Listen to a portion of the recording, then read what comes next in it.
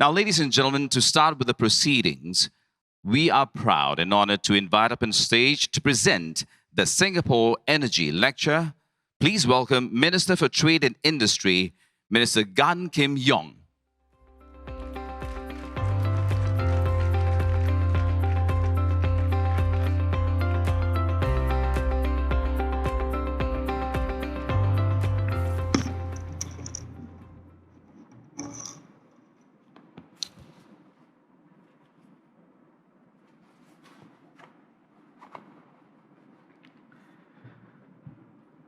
Distinguished guests, ladies and gentlemen, first a very warm welcome to all of you to the 14th edition of the Singapore International Energy Week.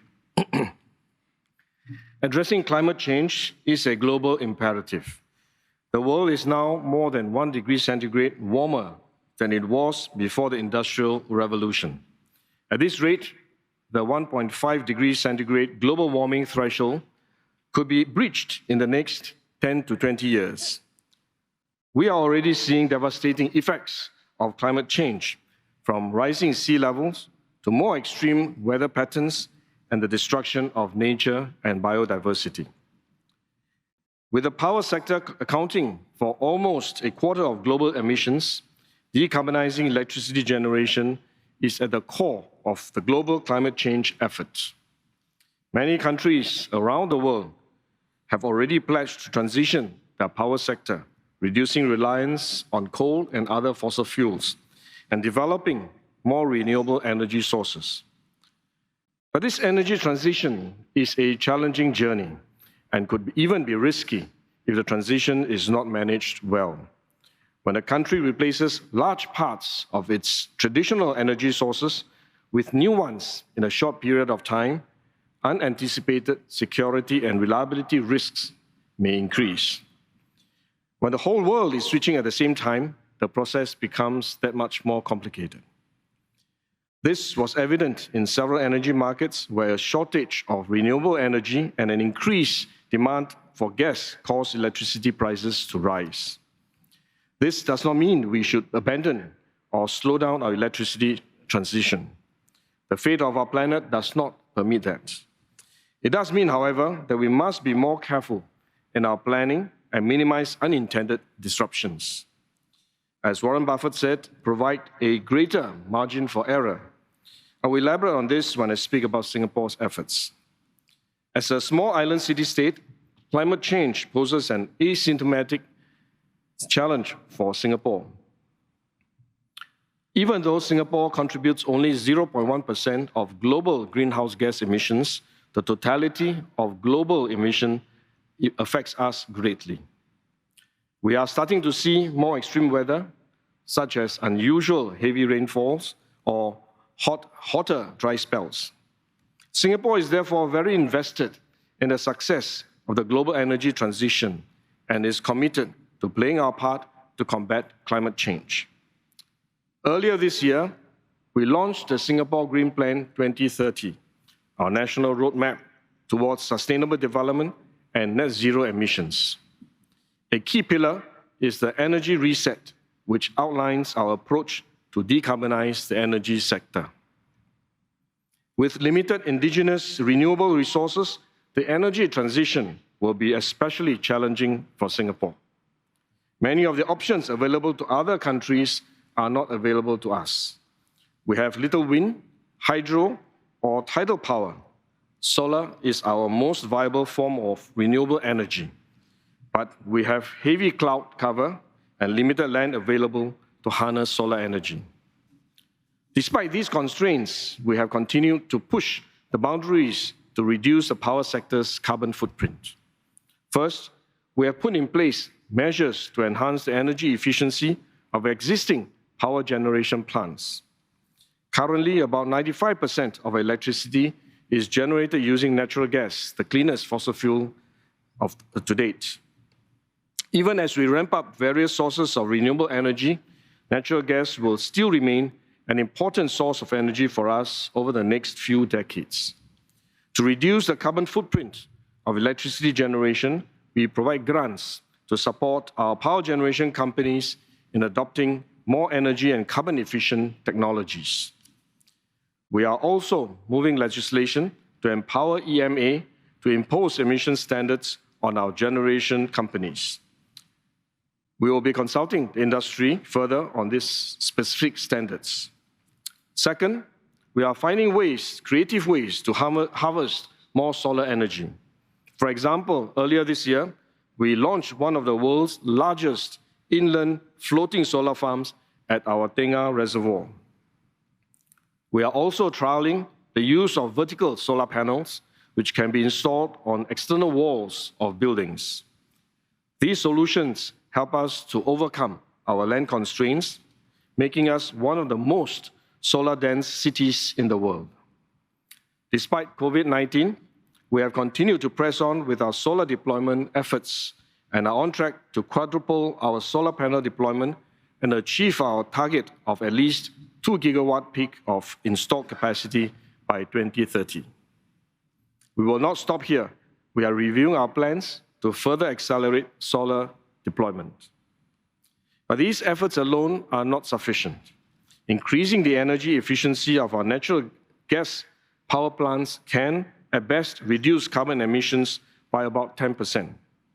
Even if we maximize all available space in Singapore for solar deployment and accounting for efficiency improvements, we will still not be able to generate enough power to keep the lights on with solar energy alone. Meaningful abatement can only come through tapping on low-carbon energy beyond our shores and by developing the use of low-carbon alternatives, such as hydrogen, in the long term. Importing low-carbon energy will be a key needle mover in Singapore's energy transition in the near to medium term. Even though Singapore is resource-constrained, we lie in a region with abundant renewable energy resources. EMA has been studying the option of electricity imports for several years. A significant portion of electricity can be imported safely and reliably if we have adequate safeguards in place. Today, most of our energy depends on supplies which are imported anyway. Instead of importing all of it in molecules, we will import some of it as electrons. The technology for importing electricity, even over long distances and across seas, is mature and well established. Subsea electricity transmission technology is not new. In fact, it has already been widely adopted in Europe, UK, and other Nordic countries for decades. There are numerous new electricity import projects being developed around the world, even as we speak. I'm pleased to announce that Singapore plans to import up to 4 gigawatts of electricity by 2035. This will constitute around 30% or about one-third of Singapore's electricity supply. EMA will announce the details shortly. We will start with trials to iron out the technical and regulatory issues associated with cross-border power trading.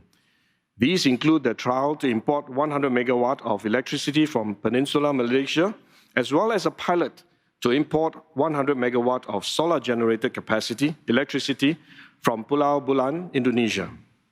These trials allow us to learn and improve our system and processes as we increase our imports. We will also import different types of low-carbon energy from different parts of the world to diversify our sources and enhance energy security. This is similar to our current approach of diversifying natural gas sources. We will provide sufficient backups. Besides energy storage system for short-term disruptions, we will also deploy some of the retiring combined cycle gas turbines as backups in the event of a longer-term disruption. We will be conducting requests for proposals for these electricity imports to ensure that we get the best offers. The transition to renewable energy, including imported electricity, may not mean cheaper electricity. But the cost of generation may be lower, the costs of transmission and backup, as well as the necessary grid enhancements, will add to overall costs. This is an inevitable but necessary trade-off in the energy transition. Beyond the bilateral imports, we hope that one day we will also have an ASEAN power grid. I'm pleased that we are making steady progress in this regard. Last month, the energy ministers of Laos, Thailand, Malaysia, and Singapore came together to reaffirm our commitment to commence the Lao PDR Thailand, Malaysia, Singapore Power Integration Project in 2022. The state utility company of Lao PDR, Electricite du Laos, and Keppel Electric also announced their partnership to import up to 100 megawatts of hydropower to Singapore. This is an important milestone in our long-term vision of creating an ASEAN power grid. The advantages of developing the regional power grid are clear. First, it can help to open new markets for resource-rich countries to sell more than what they need, while providing resource-scarce countries access to low-carbon energy. Second, it can help to drive investments in low-carbon projects, especially in areas where demand for renewable energy has not yet caught up with the potential supply. This helps to accelerate the development of renewable energy in the region. And finally, with an integrated regional power grid, countries benefit from enhanced electricity security and resilience. Grid operators across borders can share their energy reserves.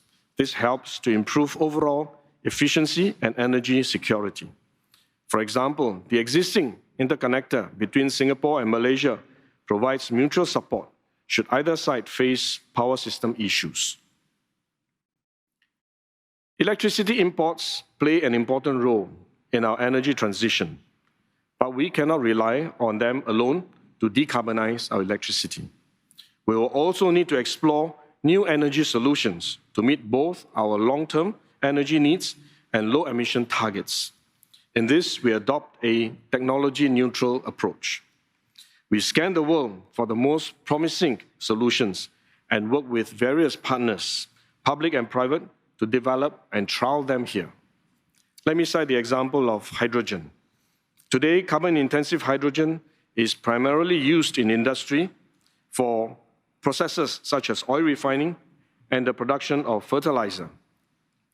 With technological advancements and as the cost of low-carbon hydrogen drops, we can unlock more uses for hydrogen. For example, turbine manufacturers are developing gas turbines that can burn pure hydrogen for electricity generation, a process that produces no carbon emissions at all. Using such hydrogen gas turbines will lead to a significant reduction in carbon emission in our energy mix. Low-carbon hydrogen has the potential to be a game changer for Singapore's energy transition. For it to be deployed meaningfully, especially for the power sector, there are three major challenges that we must first overcome. First, global supply chains for hydrogen need to be established. Second, infrastructure for hydrogen import, storage, distribution, and end use need to be put in place. And third, the cost of hydrogen transport, storage, and use will need to be competitive for widespread adoption.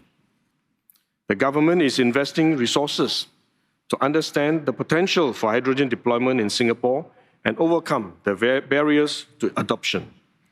We will be awarding $55 million to research projects that are focused on improving the technical and economic feasibility of low-carbon technologies, particularly on hydrogen and carbon capture, utilization, and storage to enable local deployment in future. We have increased the funding amount up from the $49 million set aside last year in response to the many good proposals that we had received.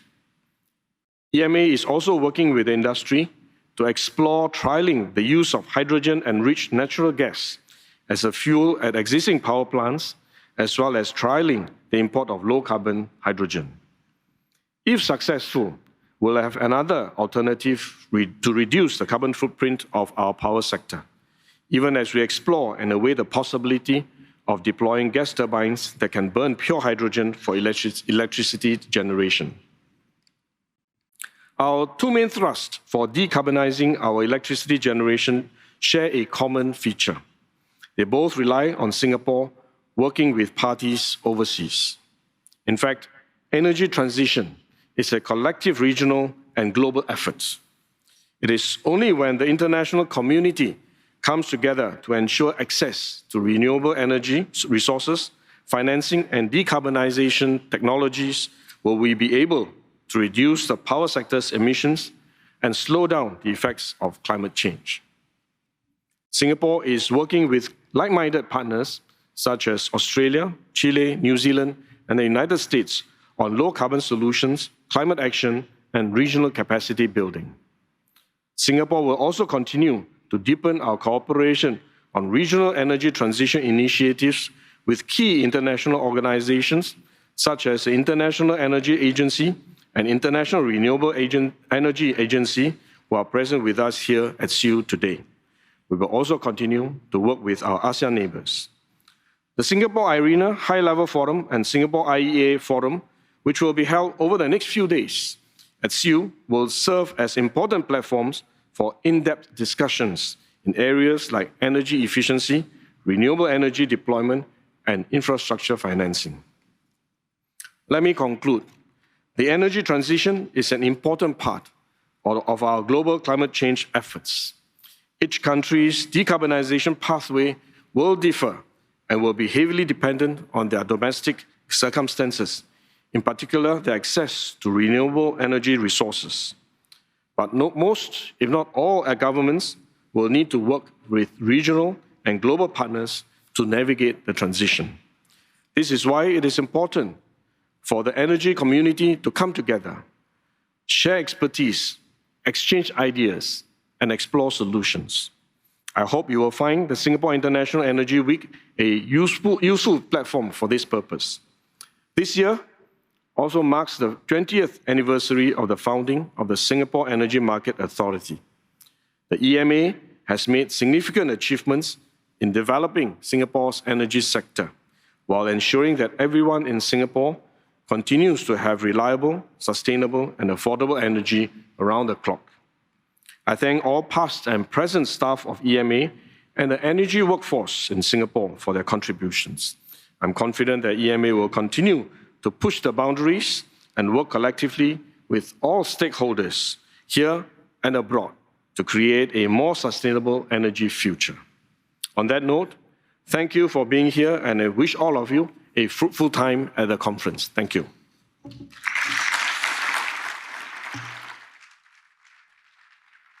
Thank you very much, sir. Minister Gan. Thank you, sir.